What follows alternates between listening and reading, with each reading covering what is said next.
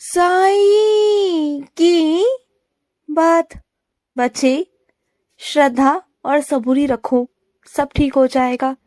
पता है क्या है, सब कुछ ठीक हो जाएगा, लेकिन तुम्हें थोड़ा सबूरी रखना होगा मेरे बच्चे। तुम्हें धैर्य रखना होगा, तुम्हें विश्वास रखना होगा अपने साईं पर। तुम्हारी मेहनत को मैं देख रहा हूँ मेरे बच्चे। मैं हर रोज तुम्हारी मेहनत देखता हूँ, जो तुम रोज दिन रात मेहनत कर रहे हो ना। रोज मैं तुम्हें आशीर्वाद दे रहा हूँ, रोज। तुम चिंता मत करना, तुम्हारी भक्ति में कोई कमी नहीं है, तुम्हारी पूजा में कोई कमी नहीं है। तुम पूछते हो ना कि बाबा पूजा पाठ में क्या कोई कमी है?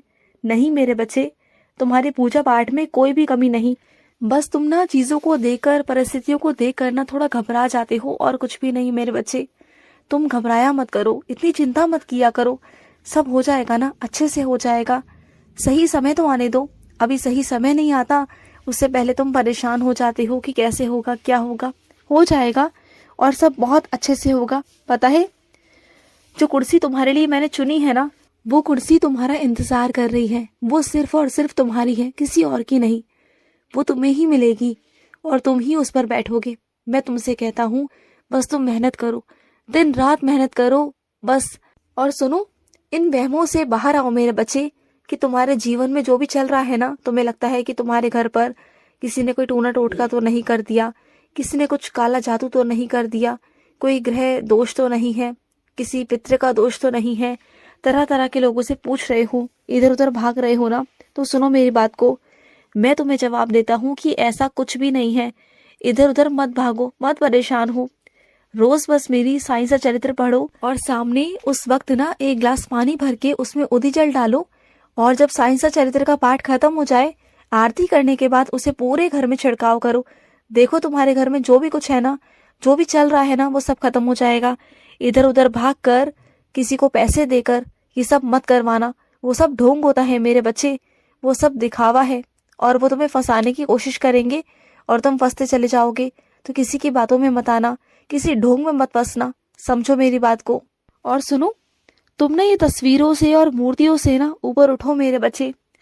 तुम्हारे अंदर विराजित हूं मैं, तुम्हारे आसपास एक ऐसी शक्ति हमेशा रहती है, जो तुम्हारे आसपास हमेशा होती है। हमेशा मैं तुम्हारे पास होता हूँ, तुम मुझे महसूस कर सकते हो, तुम मेरा अनुभव कर सकते हो।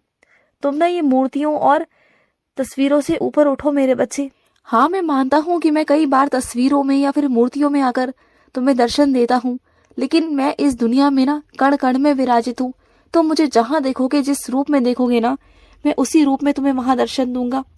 मेरी शक्ति तुम्हें महसूस होगी, और मेरी शक्ति तुम्हें मालूम है मेरे बच्चे। और सुनो, डरो मत, गिराने वाले बहुत आएंगे तुम्हें, मुझे मालूम है। जैसे जैसे तुम अपने जिंदगी में आगे बढ़ोगे ना, गिराने वाले बहुत सारे लोग आएंगे, लेकिन तुम्हें गिरा नहीं पाएंगे। वो चाहेंगे, उनकी चाह थोड़ी ना पूरी होगी। अगर वो कुछ भी चाहेंगे तो वो पूरा नहीं कर सकते ना। मैं तुम्हें बचाऊंगा, हर पल बचाऊंगा, हर वक्त बचाऊंगा, और मैं तुम्हारे साथ था, हूं और रहूंगा, हमेशा रहूंगा। उनकी सिर्फ सोच ही रह जाएगी कि वो तुम्हारे बारे में कुछ गलत कर पाए या गलत सोच पाए। सिर्फ वो सोच ही रहेगी उनकी, हो नहीं पाएगा, क्योंकि मैं ऐसा होने नहीं दूंगा, किसी कीमत पे नहीं होने दूंगा। और सुनो, तुमने जो मेरे नाम का कैलेंडर लगा रखा है ना अपने कमरे में, तो सुनो मेरी बात को, उसे ना तुम किसी और जगह पे टांग दो। उसे अपने कमरे से हटा दो और उसे वहां से हटाकर कहीं और लगाओ, क्योंकि वहां पर ना मेरे बच्चे सही नहीं है। और सुनो, मेरे किसी बच्चे ने ना खाने के लिए तुमसे कुछ कहा है, कुछ विशेष उन्हें खाना है तुम्हारे हाथों से। तो सुनो ना, उनकी ख्वाहिश को पूरा कर दो। अगले हफ्ते ही उन्हें खाने पर बुलाओ, और जो विशेष भोजन उन्होंने तुमसे कहा है ना, 1 से 2-3 चीजें कही है ना, जो भी उन्होंने कहा है ना, उसे पूरा करो। क्योंकि ना उनका बहुत मन है तुम्हारे हाथ से खाना खाने का, क्योंकि तुम खाना बनाते ही इतना स्वादिष्ट हो ना, कि मैं भी ना उंगलियां चाटता रह जाता हूँ। बहुत स्वादिष्ट खाना बनाते हो तुम, बहुत प्यारा खाना बनाते हो, क्योंकि तुम्हारे खाने में ना प्रेम है, भक्ति है। क्योंकि तुम जिसको भी खिलाते हो ना, प्रेम से खिलाते हो, बनाकर बहुत प्रेम से। तुम्हारे मन में वो भावनाएं हैं, वो प्यार है सबके लिए, वो ममता है तुम्हारे अंदर, जो सबके अंदर नहीं होती मेरे बच्चे, जो तुम्हारे अंदर है ना, ये विशेष कृपा है तुम्हारे अंदर। और सुनो, जब तुम्हें लगे ना कि घर आकर तुम्हें परेशानी होती है, तो दफ्तर में ही थोड़ी देर बैठ जाया करो। दफ्तर में अपने कुछ काम निपटा लिया करो, थोड़ा देरी से आ जाया करो। अपने जो भी काम है वो निपटा कर फिर घर आ जाया करो आराम से। क्योंकि तुम्हें अगर ऐसा लगता है कि घर आकर थोड़ी परेशानी होगी, लड़ाई झगड़े हो सकते हैं, कलेश हो सकता है, तो वहां से थोड़ा दूर ही रहो। जिन चीजों से तुम्हें परेशानी है ना, जहां तुम्हें लगे कि वहां से तुम्हें बहुत परेशानी हो सकती है, दिक्कत आ सकती है, तुम्हें क्या सामने वाले को भी आ सकती है, तो वहां से अलग हटो, दूर रहो, जितना हो सके अलग हटने की कोशिश करो, ठीक है। और सुनो, जब भी अपने घर के पर्दों का चुनाव करते हो ना, तो सोच समझ कर किया करो, रंग भी और पर्दे भी मेरे बच्चे। रंग भी तुम ऐसा मत चुनना कि जो तुम्हारी आंखों में चुभे, रंग ऐसा हो जिससे तुम्हारे मन में शांति आए, कुछ ऐसा हल्का सा रंग जो मन को शांति दे, ऐसा रंग चुनना।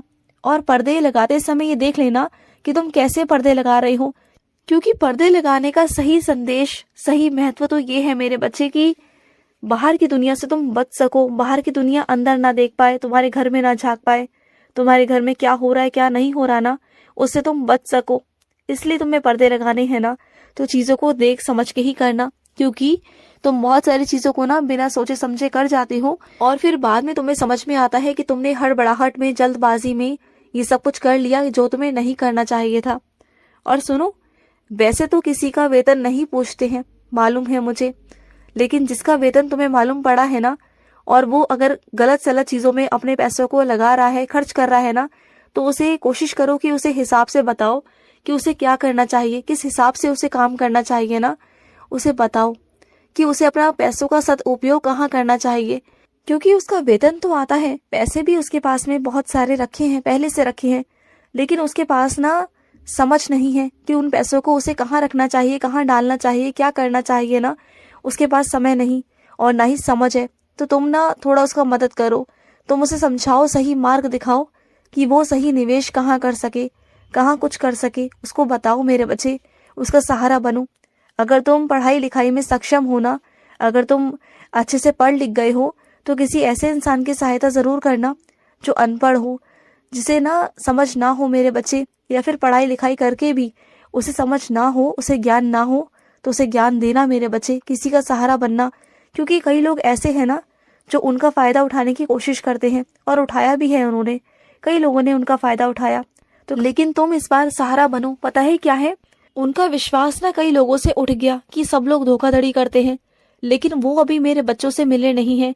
तो उनका साथ देना, उन पर तुम विश्वास जमाना मेरे बच्चे, और उन्हें दिखाना कि तुम साईं के बच्चे हो, और साईं के बच्चे कभी गलत नहीं करते। उनका टूटा हुआ विश्वास वापस लेके आना, उनकी टूटी हुई हिम्मत वापस लेके आना, उनका सहारा बनना। तुम करोगे ना मेरे लिए? मैं अपने उस बच्चे के लिए खुद तो नहीं आ सकता, लेकिन तुम्हें मैं भेजना चाहता हूँ अपने उस बच्चे के पास कि तुम उसकी मदद करो।